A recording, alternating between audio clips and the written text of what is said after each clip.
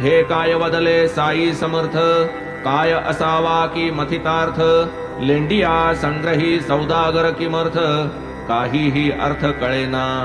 ऐसा विचार करीत करीत अनंतराव माघारा येत, कथिले संभाषण इत्थंभूत, केळकरांप्रत तयाने. म्हणती सौदागर तो कोण, लेंडियांचे काय प्रयोजन, नवांचेच काय कारण, सांगा उलगडून हे मजला.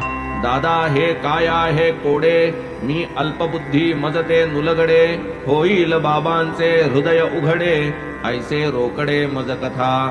दादा वदती मजही नकळे, ऐसेच बाबांचे भाषण सगळे, परितयांच्याच स्फूर्तीच्या बळे, कथितो आकळे जे मज. कृपा ईश्वरी ते हे घोडे, हे तो नवविधा भक्तीचे कोडे, विना भक्तीन परमेश्वर जोडे, ज्ञानान आतुडे एकल्या. श्रवण कीर्तन विष्णू स्मरण, चरण सेवन अर्चन वंदन, दास्य सख्य आत्मनिवेदन, भक्ती हे जाण नवविधा. पूर्ण भाव ठेवून अंतरी, यातून एकही घडली जरी, भावाचा भुकेला श्री हरी, प्रकटेल घरीच भक्ताच्या. जप तप व्रत योग साधन, वेदोपनिषद परिशीलन, उदंड अध्यात्म ज्ञान निरूपण, भक्तिविहीन ते फोल.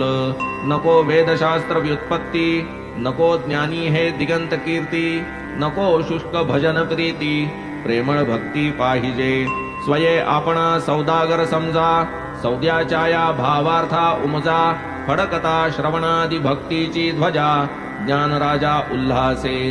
घोड्याने घातल्या लेंड्या 9, सौदागर आतुरते धावला घेऊ, तैसाच नवविधा भक्तिभावू, धरिता विसावू मनाते.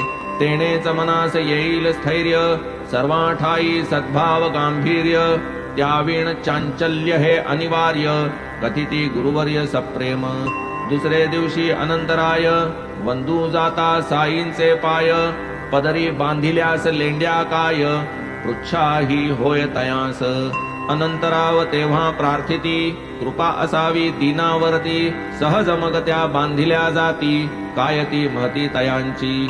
तव बाबा आशीर्वाद देती, कल्याण होईल आश्वासिती, अनंतराव आनंदले चित्ती, सुख संवित्ती लाधले.